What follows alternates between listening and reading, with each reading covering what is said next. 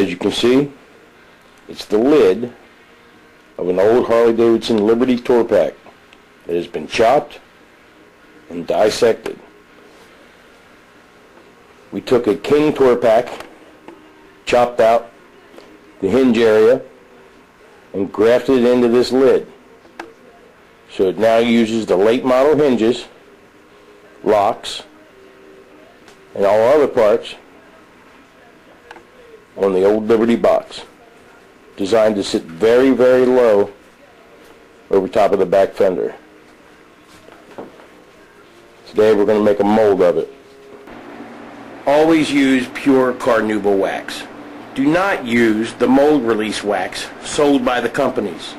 It's filled with diesel fuel. Smell it. Open the can. You'll smell the diesel fuel or the kerosene. That's a cleaner wax. You don't want a cleaner wax. You want a pure carnauba paste wax. This is the best one around. Trust me. Been using it for a long, long time. Simply open the can.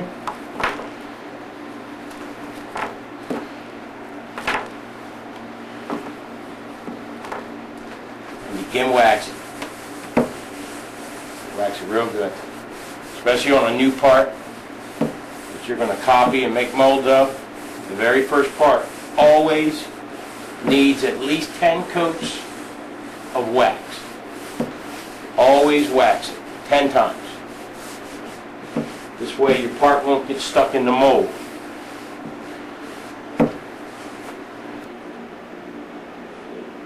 As you can see, I'm waxing right over top of body filler. See that orange there? That's body filler. It doesn't matter. It's going to come out in white gel coat or whatever gel coat you use. That's body filler. Normally you have to make a part look absolutely perfect before you copy it. In this situation you don't. Always wax 10 times.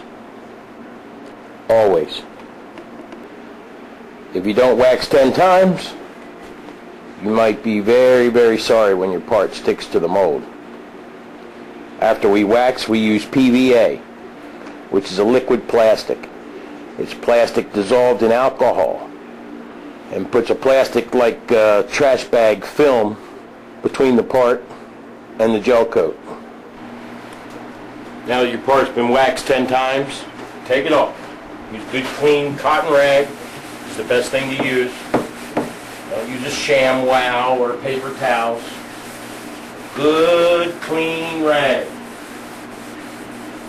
or else you're not going to get it all off. It's like you're waxing a high-dollar car.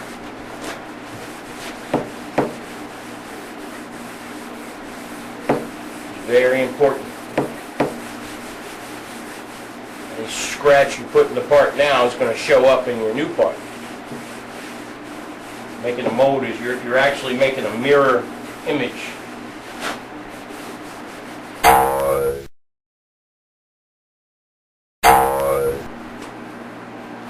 Next we're going to spray the PVA that comes in this container here.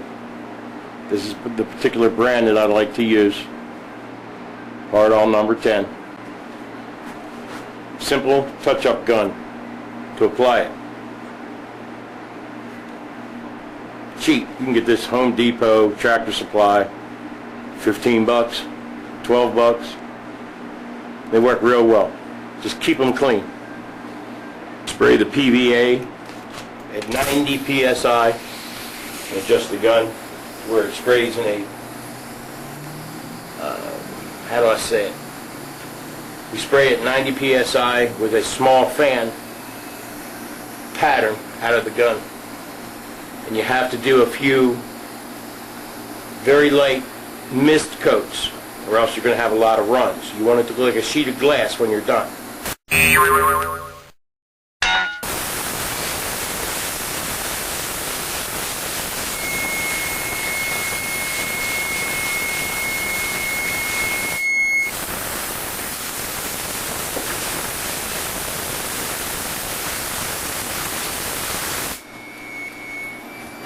very light mist coats. 3 or 4 of them. In colder climates, I recommend using a hair dryer just to get it going.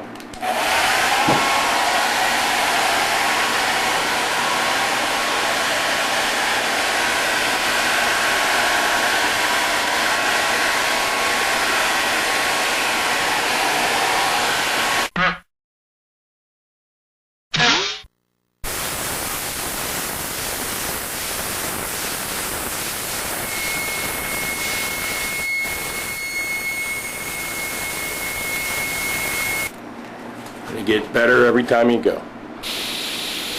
Now we're going to go for number 8. This is the 8th coat of PVA.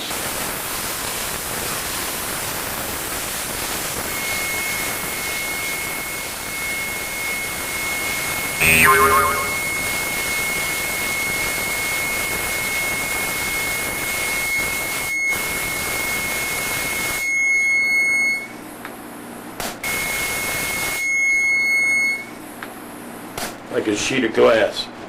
We're done spraying the PVA, and as you can see, it came out perfect, like a sheet of glass.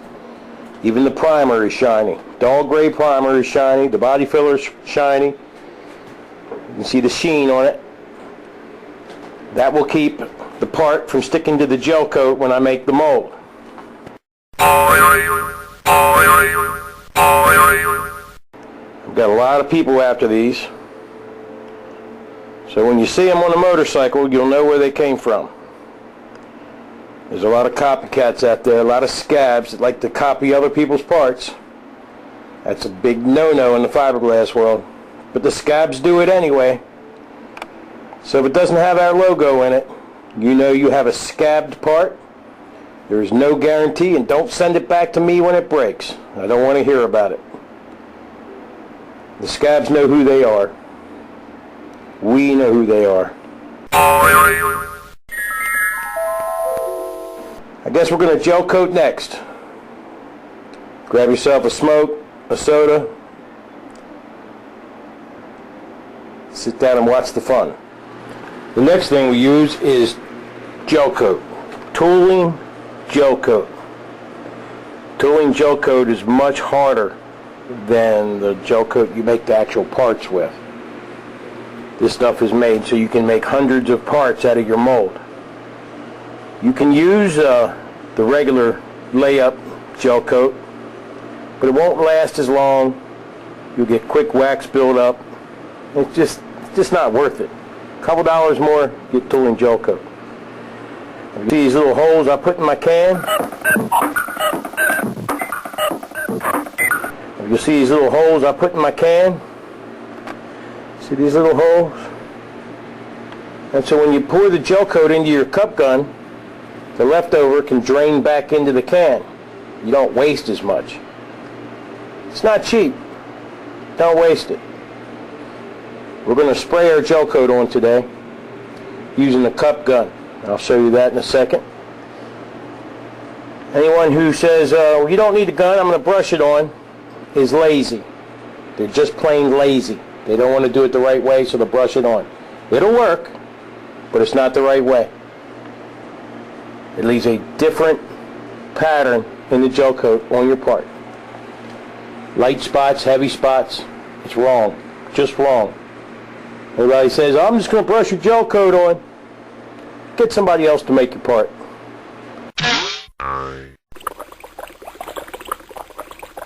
This is what a gel coat cup gun looks like. This is the lid. I'm even going to show you the brand I use. It's got a little pinhole for air and a very large orifice, as you can see. This is the actual gun itself with the trigger and the spring and the adjustment. Same manufacturer, made in the good old USA. Now what they use is this large cup. It has measuring, well, this is kind of wore out, but it's got marks on it for measuring gel coat, so you know how much you use. And when you're done filling it up, you put that on top of there. And this goes over top of that hole, over top of the orifice, and you pull the spring down over the cup. Now when you're done spraying, you've got to clean this cup. If you don't clean it, it's not going to work. So one of the fiberglass tricks is we use a 1-quart cup, we put it inside, put the lid on top of the cup itself, then hook the gun up. Pull the spring, and it's nice and tight, it doesn't leak. When we're done, we just pull this cup out and throw it in the trash.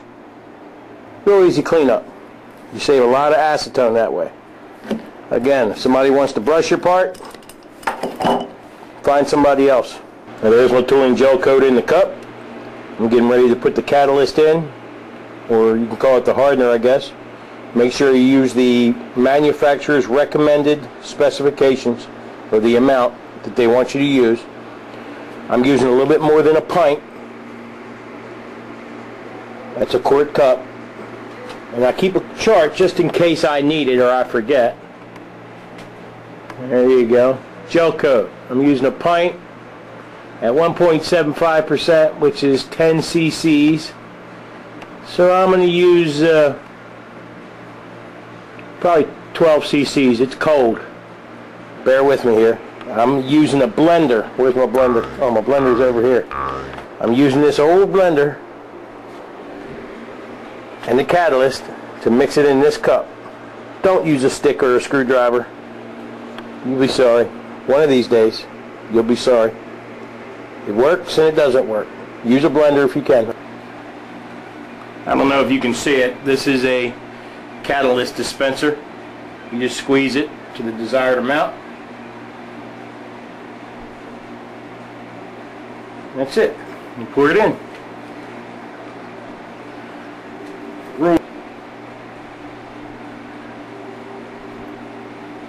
Looks like a lot. It's not.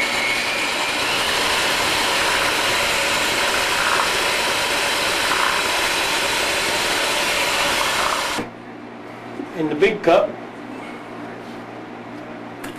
place the lid on, nice and tight.